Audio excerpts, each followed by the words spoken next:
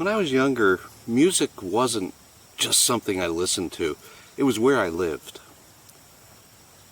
I remember sitting at the piano for hours, not because I had a show coming up and because I wanted to impress anyone, but just because I could.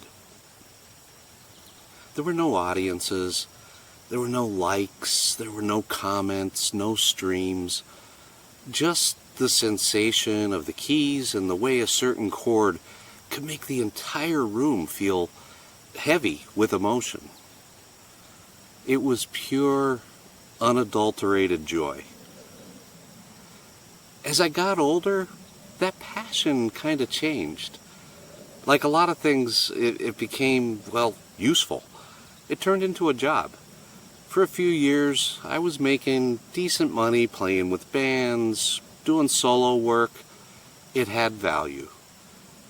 But eventually, the gravity of life just began to pull on me. Bills, responsibilities, the need for a day job that didn't depend on the whims of a gig economy. It all piled up. Music started to move from the center of my world to the periphery. And then one day I realized it was on the back burner entirely. I've spent a lot of recent years feeling like there's this hollow space inside of me. Like I'm running this really efficient machine, but the machine is empty. And I was thinking about this the other day. What if the useful persona we've worked so hard to build, the one that knows how to navigate through the day, is actually a high-end prison for our true selves? We're taught to trade our deepest curiosities for professional stability, and we prune away anything that doesn't contribute to our personal brand or our productivity. But as we become more optimized, we often start to feel like we're less alive. Today I want to talk about how we can stop performing this efficient script and start excavating our buried interests to find something much more profound and real, authentic resonance. We live in a world of hyper-optimization. From the moment we enter the workforce, we're encouraged to view ourselves as products that need constant upgrading. We develop this professional crust, I guess you could call it. It's a protective layer made of titles and skills and polished communication. And don't get me wrong, it serves a purpose. This persona is what gets you the promotion. It's what makes you reliable in a crisis. But there's a cost to building this armor. To make ourselves marketable, we often perform a sort of systematic pruning. We look at our interests, say an obsession with how gears interact, or maybe a fascination with the way moss grows on stones.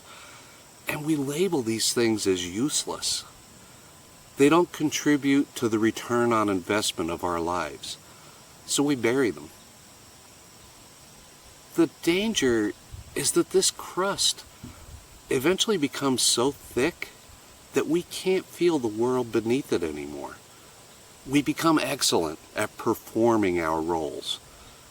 You might be great at being a manager, or a developer, or an analyst. You're executing your script with precision and efficiency. But if you look closely at your achievements, they can feel strangely hollow. I kind of want to challenge you here. Look past your current title. Strip away your LinkedIn headline and your responsibilities for a minute.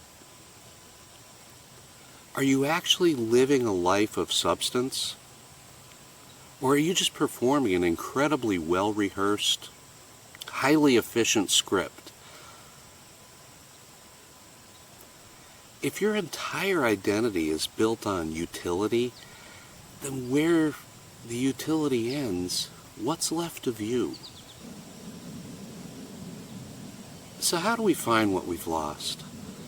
We can't just think positive to find our way back to passion. We need some kind of methodology. And I call this personal archaeology. We have to treat ourselves like a dig site. You aren't looking for something new. You're looking for something that was already there, buried under all the weight of social expectations and the pressure to be productive. And the first step in this is map your timeline. Try to identify that moment when certain interests started to fade. When did playing turn into practicing? When did curiosity turn into studying for some credential? Looking for these inflection points where you decided that an interest wasn't worth your time. But more importantly, look for what I called phantom limbs of interest. A phantom limb is really just a residual sensation of some interest that no longer has a home. It's that sudden, inexplicable urge to take something apart just to see how it works. It's the way your brain perks up when you hear a specific rhythm pulse in a song, even if you haven't picked up an instrument in a decade. It's a visceral reaction to a texture, to some form of logic, or to some narrative style that feels kind of familiar. These aren't random distractions. They're echoes.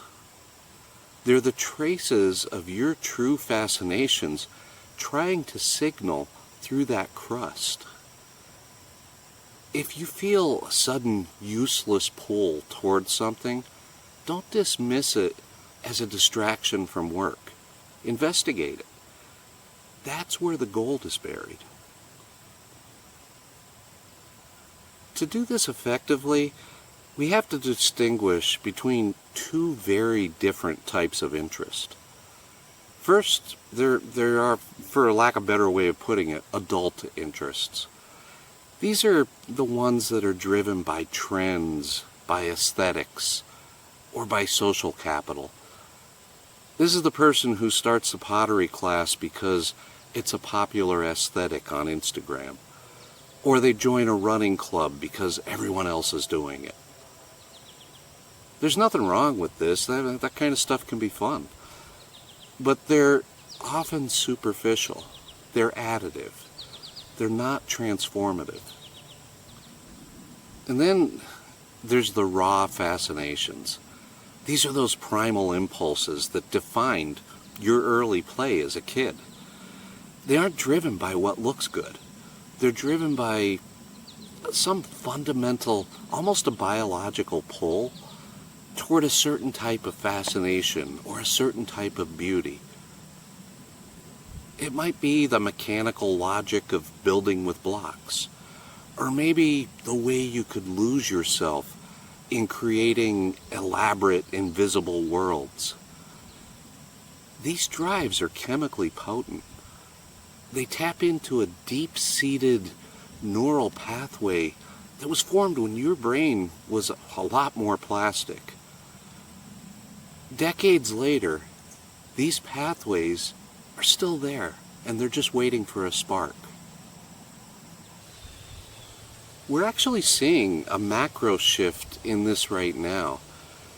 If you look at the cultural trends, there's a massive movement towards slow tech and physical crafts as well. Woodworking, gardening, analog photography, and even coding on much simpler interfaces than the modern world offers. It's not just a trend though, it's really a subconscious collective attempt to reconnect with our roots. We're collectively trying to break through that digital crust to find something that's real again. Now, I want to be really clear. This isn't a call to quit your job and to move to a cabin in the woods. Unless, of course, that's actually what your phantom limb is telling you to do, but make sure you can afford it. The goal isn't necessarily to abandon your professional identity, but it's to infuse it with these recovered drives. We don't need to start over. We need to integrate. We want to move from hollow utility to authentic resonance. I mean, think about how a mechanical obsession, the childhood urge to see how things fit together, can be brought into some stale management role that you might be in. Instead of just managing people as resources, you start seeing them as important parts of some much bigger system. You become an innovator in systems design because you've applied your primal fascination with mechanics to human structures. When you start to weave these primitive drives into your high-level professional framework, the nature of the work changes. It starts to feel less like a series of outputs or tasks to be completed. Instead, it starts to feel like an expression of who you really are. That's authentic resonance. The work still requires effort and utility, but it no longer feels like it's draining your battery continuously. It starts to recharge it. As we move further and further into this era that's dominated by artificial intelligence and automated efficiency, the value of pure utility is really going down. If a machine can execute a script more efficiently than you, then being a person who simply executes scripts is kind of a losing game. The primary competitive advantage in the future isn't going to be how well you can perform a predefined task. It's going to be your ability to bring human depth, creativity, and an authentic perspective to the table.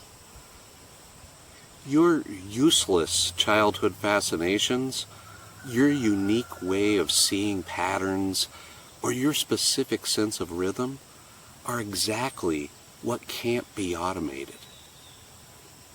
Success shouldn't be defined by how much we can optimize our output, but really by how synchronized our inner world and our adult persona have become. Success is when your work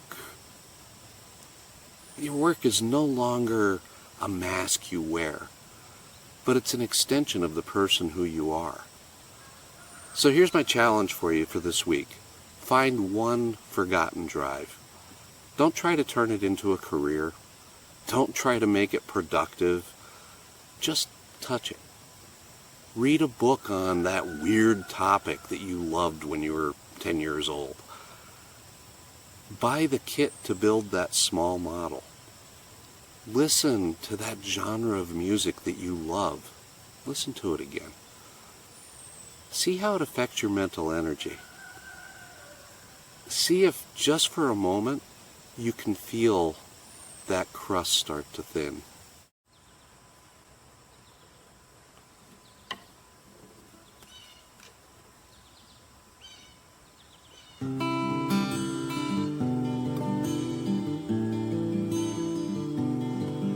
There's a young man lighting up the fire tonight,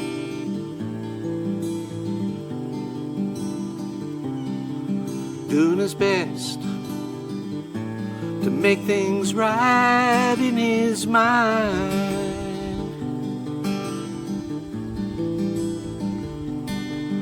There's a young girl laying on the tracks tonight,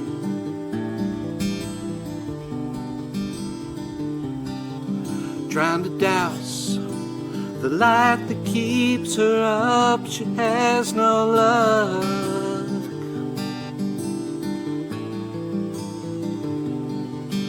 There's a siren screaming somewhere outside.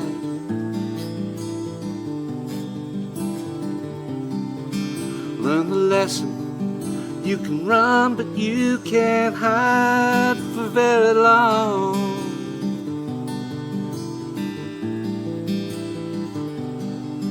There's a church bell tolling out the time.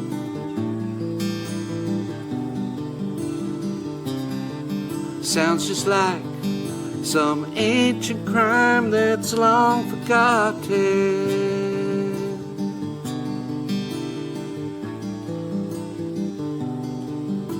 The sun sets on your evil and your good.